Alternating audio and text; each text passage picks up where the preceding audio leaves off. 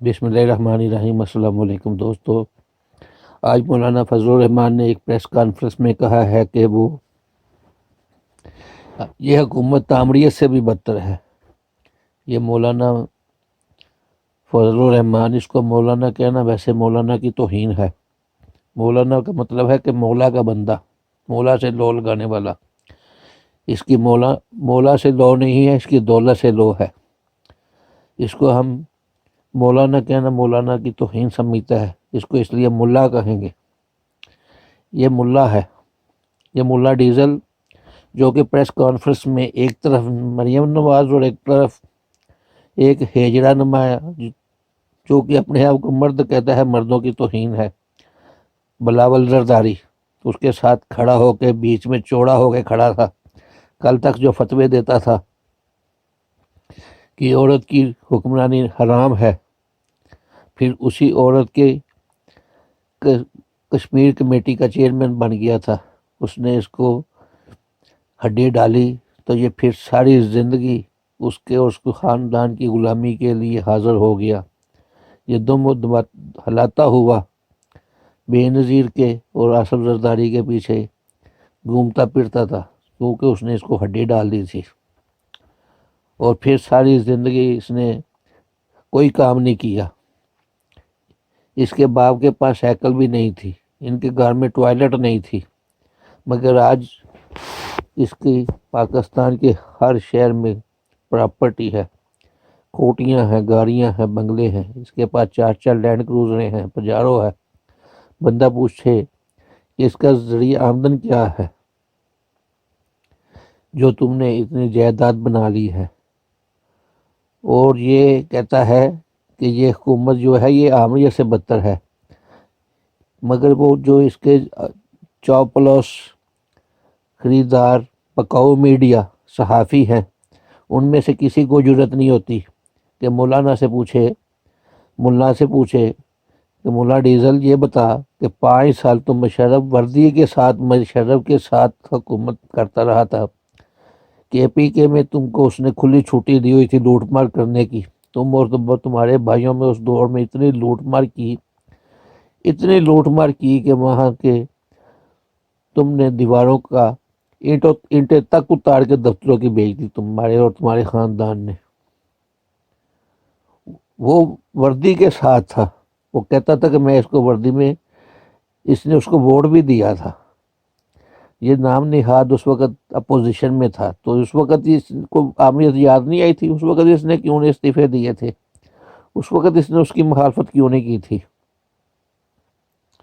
اس وقت اس کو نظر نہیں آتا تھا کہ یہ آمر ہے، میں کیوں آمر کے نیچے کام کر رہا ہوں، اس کی اسمبلی میں کیوں بیٹھا ہوں، اس سے مراعات کیوں حاصل کر رہا ہوں؟ اس کو اس وقت آمریت یاد نہیں آئی تھی، کیونکہ اس وقت یہ اس کا دم چھلا بنا ہوا تھا۔ اس نے 5 سال اس کا سہولت کار بنا رہا اور نام نہاد اپوزیشن لیڈر بن کے ہر طرح کی سازشیں حاصل کر کے یہ مزے لوٹتا رہا، اور اس کو اس نے پورا موقع دیا کہ اپنے 5 سال پورے کرے، اور اس نے اس کو دوسری دفعہ بھی صدر بننے میں اس نے سہولت کاری فراہم کی، اور انہی اسمبلیوں سے اس نے اس کو ووٹ دلوایا۔ اور آج یہ صرف اس لیے عمران خان کی اور اس حکومت کی مخالفت کر رہا ہے کہ یہ حکومت سے باہر ہے، کہتا ہے یہ اسمبلیاں حرام ہے، یہ حرام کی اسمبلیوں میں اس نے اپنے بیٹے کو ڈپٹی اسپیکر کا الیکشن لڑانے کی کوشش کی، مگر وہ ہار گیا۔ اس نے خود صدر کا الیکشن لڑا، اس وقت کا سب ٹھیک تھا، سب حلال تھا، مگر جب دیکھ لیا کہ 2.5 سال ہو گئے ہیں، اس کو کسی قسم کے عہدے کی پیشکش نہیں کی جا رہی،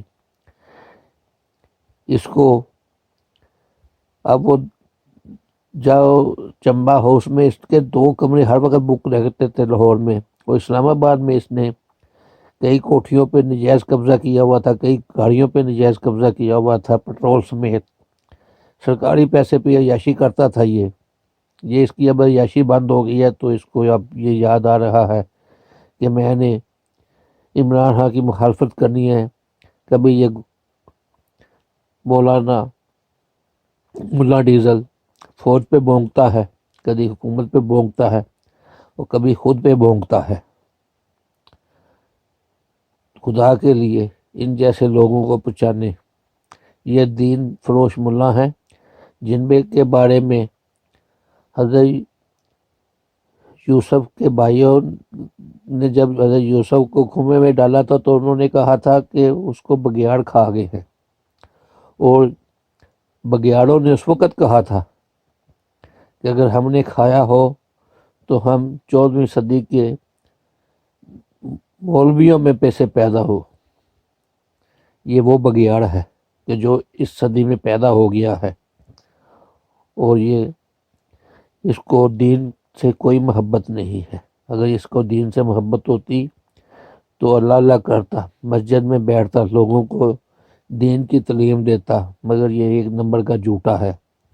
اس نے زندگی میں کبھی سچ نہیں بولا۔ یہ بے ایمان، کرپٹ اور جھوٹا ہے، نہ یہ صادق ہے نہ امین ہے۔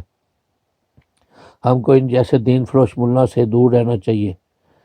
تو دوستو، آپ بھی اس کو پہچانو اور ویڈیو کو زیادہ سے زیادہ شیئر کرو اور اس کا اصل چہرہ لوگوں کو تک پہنچاؤ۔ اگر ہماری ویڈیو صحیح اچھی لگی ہے تو اس کو لائک کرو، شیئر کرو، سبسکرائب کرو چینل کو، اور اب ملیں گے اگلی ویڈیو کے ساتھ۔ خدا حافظ۔